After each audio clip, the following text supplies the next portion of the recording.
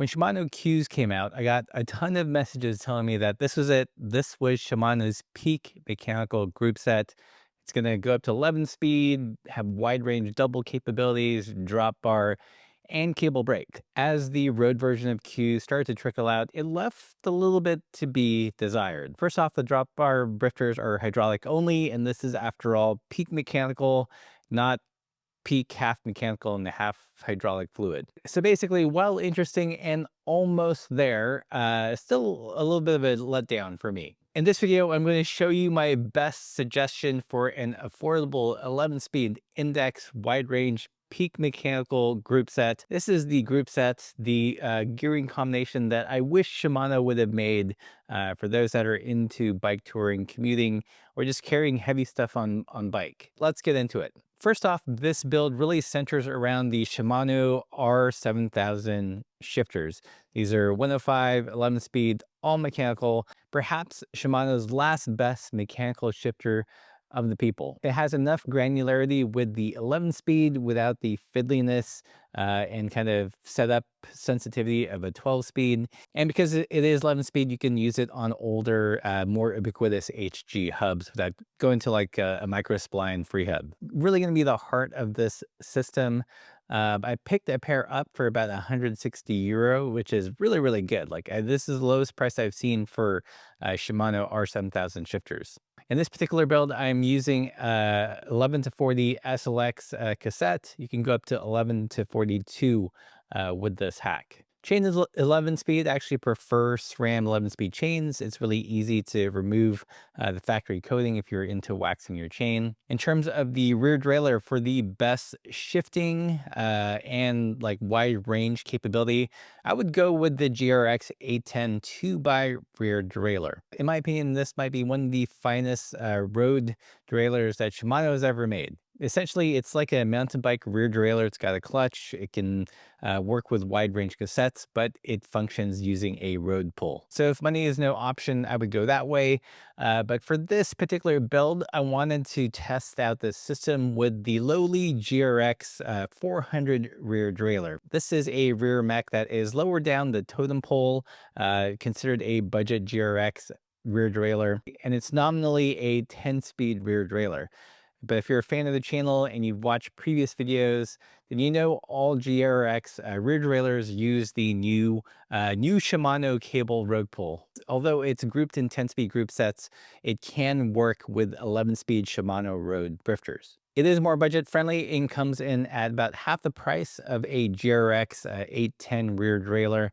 I found that it does shift up to an 11 to 42 tooth cassette, probably not as cleanly or as lightly as the 810.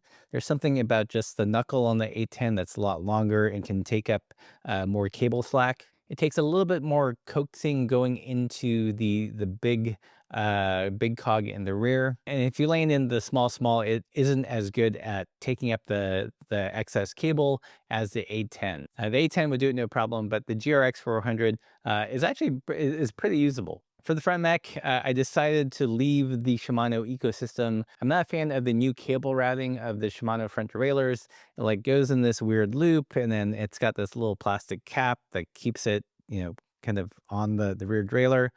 If you've ever played with it, you know what I mean. Just not a fan. I always forget which way to route things, and I inevitably lose a little plastic cap. I decided to use the Microshift Sword front derailleur, which is one of my favorite front derailleurs at the moment. What's great about it is that it's really easy to set up, really obvious where the low and high limit screw is.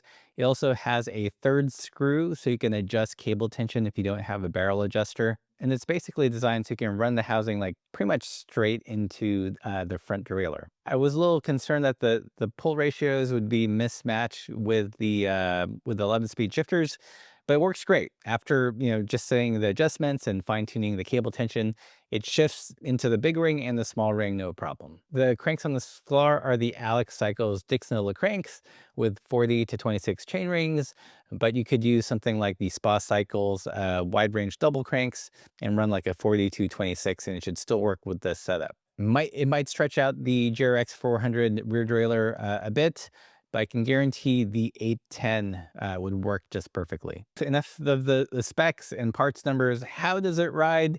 It rides awesome, just like I expected it would. On my fog cutter, I'm using a 10-speed version of basically this drivetrain. Instead of the R7000, I'm using the Tiagra 47,000 shifters. I've got the JRX 810 on there, and the cassette is 11 to 42 tooth Dior cassette, and it shifts great.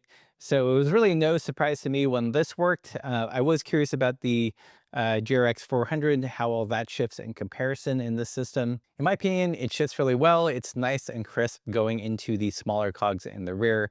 It does take a little bit of coaxing going into the bigger ones, especially when you're in the big chainring and you've got the clutch on. I think part of this is the slightly shorter derailleur knuckle.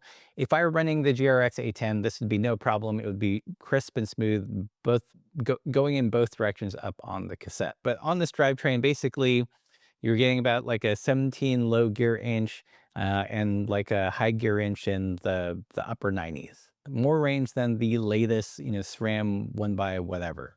And for a lot less money. And you don't have crappy chain lines. And you don't have a knuckle dragging rear derailleur. I think this is my personal favorite 11-speed peak mechanical drivetrain. The R7000 shifters are awesome, really crisp, feel great in the hand. And once again, since the GRX rear derailleurs use the same cable pull as the Shimano road shifters, you can really expand the range.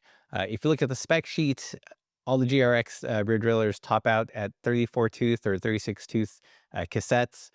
But I've tried it on multiple bikes, even without like a little derailleur hanger extender.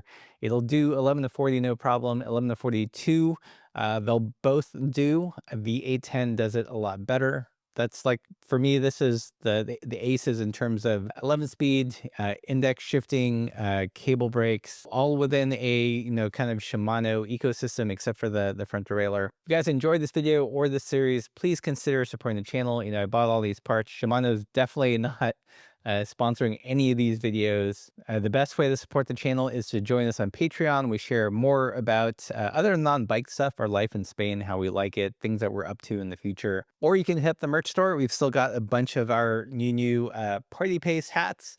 I love these. They're kind of a worn-in cotton vibe, kind of low profile. I hate like the big tall trucker caps. Super comfy, perfect for spring and the upcoming warm weather. As always, everybody, keep the supple side down.